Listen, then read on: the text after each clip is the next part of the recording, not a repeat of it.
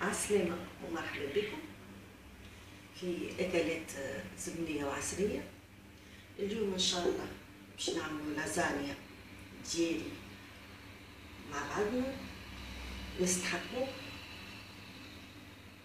باش نعملها اليوم أنا بسكالوب، بس في العادة نعملوها بالحمل المفروم وصوص بولونيز. اليوم أنا حبيت نبدلو نعملوها بسكالوب. هنا عندي أرطل سكالوب، عندي تابل، عندي فلفل أكحل، الملح حسب الذوق، عندي هريسة، عندي بصل، عندي ثوم. هذه باش نعمل. نستحق زيدا جبن رابي، وشريت جبن أليمونتال فوندون. هنا عندي ريكوتا، هنا طيبت طماطم بالزعتر، وهنا حليت الورقة بالسميد في الدار تاع اللازانيا. نبداو ان شاء الله نحكي على كل حاجة وحدها. توا باش نطيبو سكالوب. حطيت شوية زيت في القلاية سخن.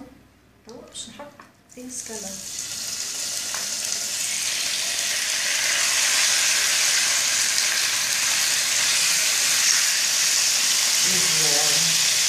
الزيت يكون دافي، لازم السكالوب ياخد الشوط نتاع الزيت السخون باش ما يتكونلاش ماء. محشتناش انه باش يكون.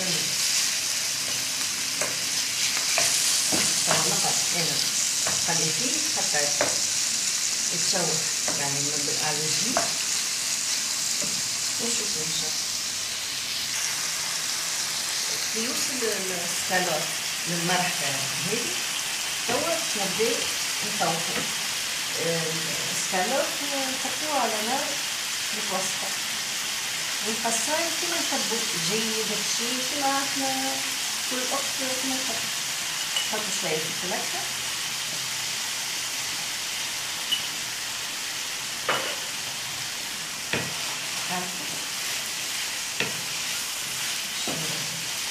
ياخد طعم الفلفل الأكحل، وكل أخت قداش تحب تحط فلفل أكحل، هي والعائلة متاعها، هي والضغط اللي عملوا مستانسين بين العائلة تاعهم.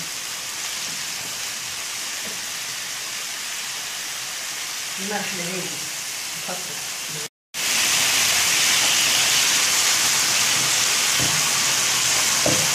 اللي تحب تعملها بالهريسة برك تجي زينة برشا، اللي تحب فيها شوية طماطم تحط غير تاع قهوة. احنا عندنا مازال عندنا طماطم خضرا منسحقوش. حطو توا هكا، خلى شوية الهريسة شوية خفيف.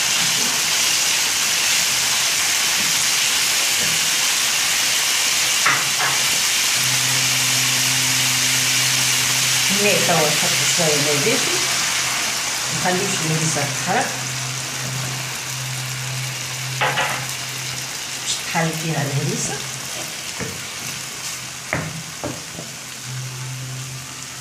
نطيو على النار شوية.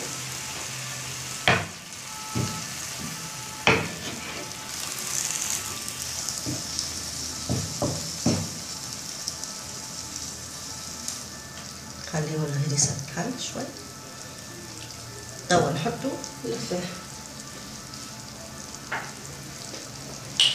عندنا التابل هنا، نحطو التابل نفوح فيه كل شيء. هذا فيه الرند، فيه الثوم، فيه الكروية. تابل مزيان نحطوه. السكالوب يحب اللفاح. خليه توا هكا. نحط الثوم في المرحلة هذه، نحط الثوم خلطو شوية.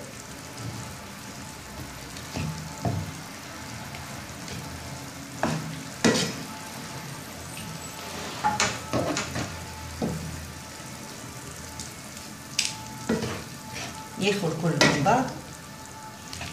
ياخد طعم الثوم والهريسة. حطيتش انا ملح خاطر ديما تعرفوا الهريسة نتاعي ملح متوازن تجيني باهي. توا نحطو البصل وكملوا في المرحلة هذه هكا. ماذا بينا البصل يقعد لنا حي شوي. قول القايل علاش ما قليناهش البصل من الاول. البصل يعطينا بنة هكا ويقعد لنا حي.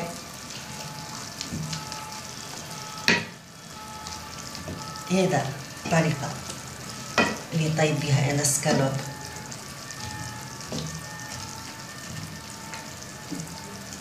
تو هذه السكالوب هذا باش نعمل بيه اللازانيا. تو نحكيو على الطماطم ونحكيو ان شاء الله على اللازانيا كيفاش عملتها. نعمل لاسومبلاج نتاعها مع بعض ان شاء الله. تو باش نبداو نعملو لاسومبلاج نتاع اللازانيا. تو باش نحكي على العجينه كيفاش عملتها انا هنا. هذه العجينه هذا عملت رطل ونص سميد بالطبيعه ما حطيتوش الكل. يعني انا عجنت رطل ونص سميد حطيت فيه شويه ملح مغيفه زيت تاع ماكله لميته بشويه ماء دافي ومن بعد عجنته حتى ولا هكا فيه العلق ويطابع. حليت الاوراق اللازانيا على كبر طبق. هذه الاوراق اللي حطيتهم هنا. طماطم انا خديت طماطم خضراء قشرتها حطيت الزيت في الطنجره سخون شويه حطيت فيه طماطم المقشره لازم يكون الزيت سخون وحطيت فيها ثوم حطيت فيها رند حطيت فيها مغرفه فلفل اكحل خليتها تقلد شويه متاع دقيقتين ثلاثه وطيت عليها النار وخليتها على نار هاديه حتى كملت طابت. خليت فيها المرقه خاطر انا في بالي باش نعمل لازانيا لازم تشرب مانيش اللازانيا ما صبتهاش انا خليتها تلكيلي تو تطيب بالماء نتاع الطماطم.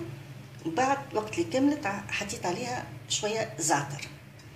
هذه الريغوتا حليتها بنصف كاس حليب انا والكميه اللي عندي.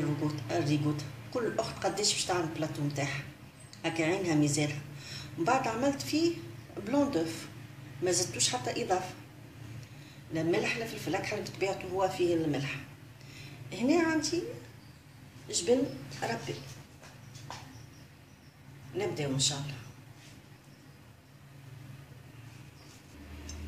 توا هذه الطماطم تاعي باش نحط في قاعة دق شويه هكا قبل ما نفرش الورقه الاولى.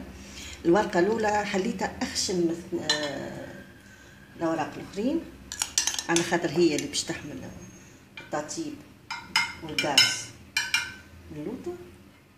قصيتها على كبر حطيت الطبق وقصت عليه الطبق هذا هكا نحطو شويه.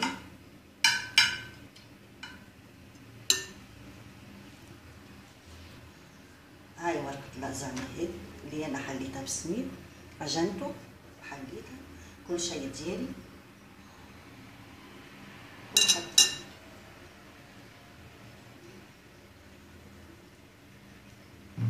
هي فيها العلق راهي تجي بنينه خير من اللازانيا اللي نشريوها.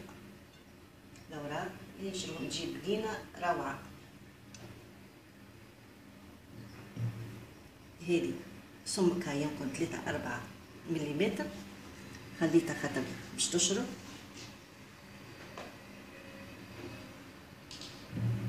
كي جاتنا شويه هكا عاليه نحطوها على جنب خافوش منها. تو نحط طماطم نفرشها بشويه بشويه نفرشها هكا.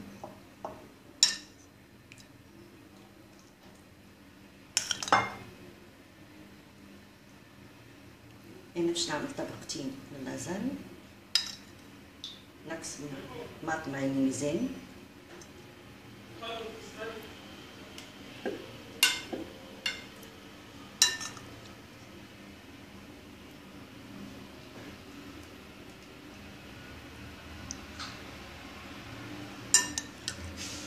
طول الماء بتاع الطماطم كله هكا.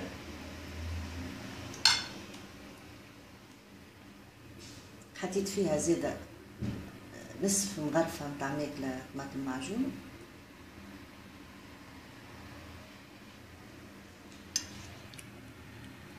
هذا سكالوب اللي طيبناه مع بعضنا وشفنا كيفاش طيبوه. تو نوزعوه بشوية بشوية.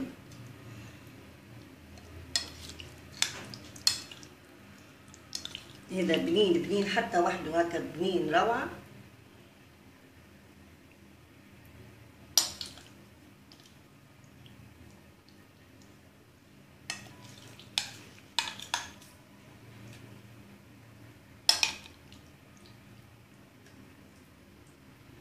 نوزعه بالتساوي قد.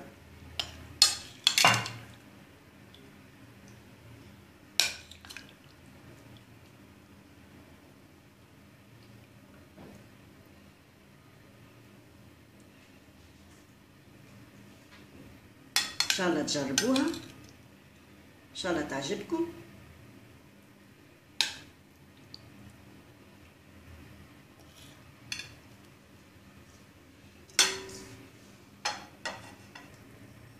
هذه الريكوتا اللي عندنا فيها قلنا ممكن كاس صغير تاع حليب، هي تقريبا رطل ولا اكثر شويه، وفيها 3 ابيض عظم 3 بلون دوف.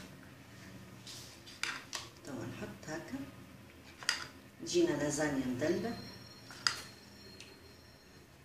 الريكوتا والجبن عندي خويا جاني ضيف من تستور ودني بيهم كثر خير، حبيت انا نعملهم انا وياكم مع بعضنا. توا نطرحوها هكا.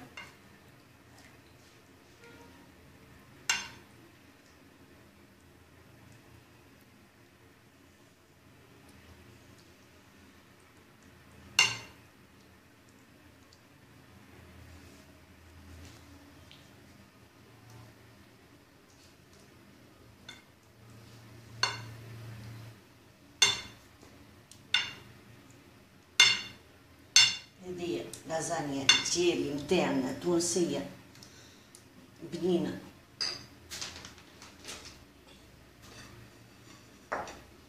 هذا جبن زاده من تستور، جبن عربي متاعنا.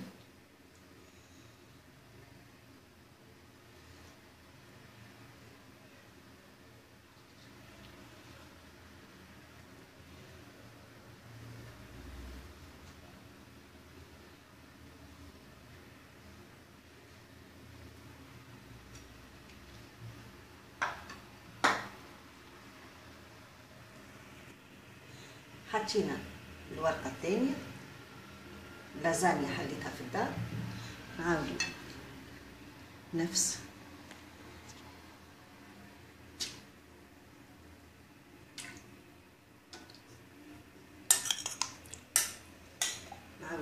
الطريقة.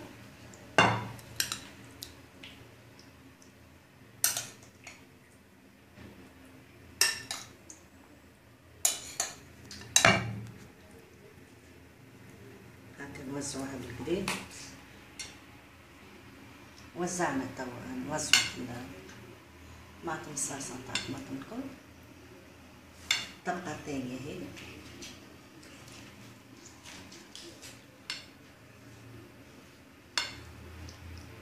جربوها راهي بنينة برشا، كل شيء ديري، كل شيء ساهل ما يطلبش برشا، ناكلو حاجة بنينة من يدينا، عملنا حاجة في ديارنا.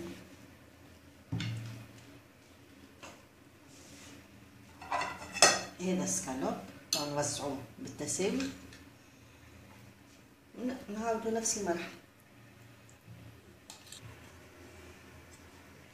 شوف وزعناه بالتساوي توا، نعاودو نحطو الريكوتا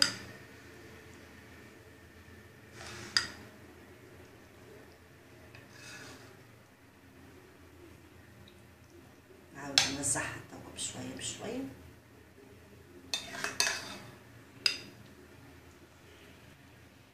حط جبن، حطينا ريكوتا، حط جبن،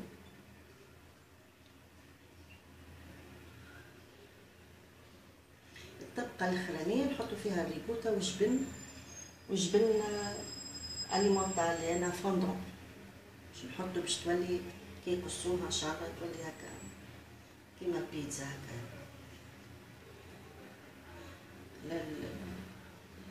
العجينه اللي عملتها انا نتاع اللازانيا تطيب في الصلصه في الماء نتاع الطماطم. الاخرانيه عملتها اقل، الاولانيه والثانيه عملتهم تقريبا 4 ملم ولا 5 ملم عرضهم هكا سمكهم. الفوقانيه عملتها اقل خاطر مش باش نحط فيها برشا، باش نحط فيها ريكوتا وجبن وكا. ما عملناش هذيا المتعودين بها بعض الاخوات البشاميل. انا الحق بصراحه نحبها هكا تونسيه متاعنا بنينه.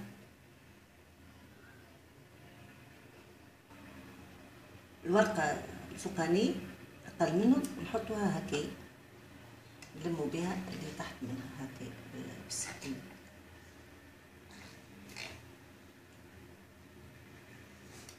بقفاز سكينه هكا ندوروا على الحراف الكل نحطهم في وسطهم باش تجينا مزيانه. نديرها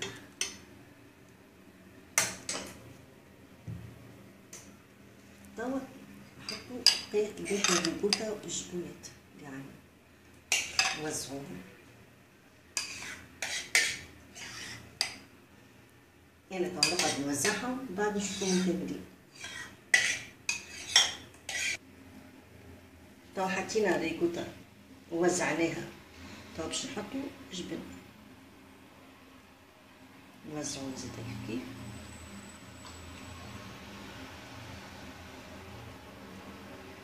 ان شاء الله تكونوا تبعتوني خطوه بخطوه. راهي هذه بنينه لازاني اللي عملناها بنينه على الاخر نتاعنا وتجاري.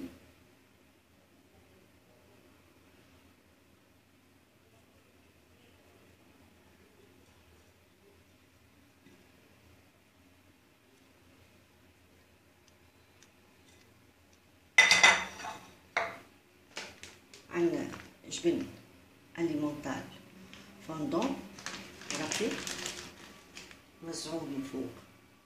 هنا نتوما والاخوات اي جبن تحبوه يمشي معها. الريكوتا بالطبيعه لا فيها بشاميل لا فيها فرينه وزبده وحليب كلها جبونات. هذايا يخليك جبن كيما البيتزا فوندون هو يذوب ياسر.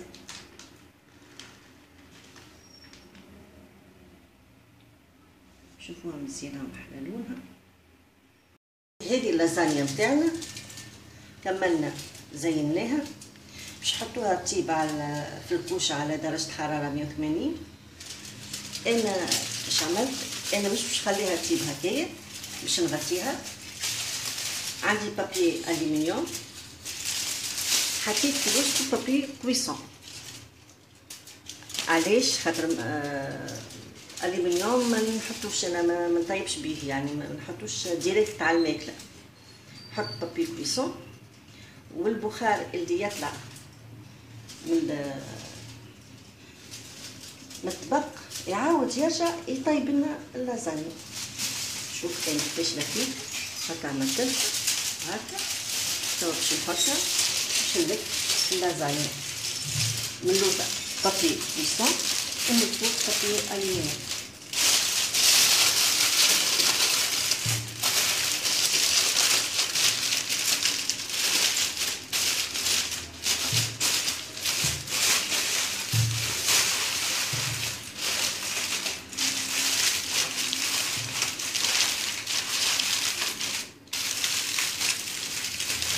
تخيل البابي كوسون كيف من البابي الألمنيوم. توا نلمها بالسكرير ونحطها تيل وإن شاء الله راها طايبة وحاضرة. اللازانيا متاعنا حضرت، شوفوها مع بعضنا. هذه اللازانيا متاعنا شو لونها مزيان.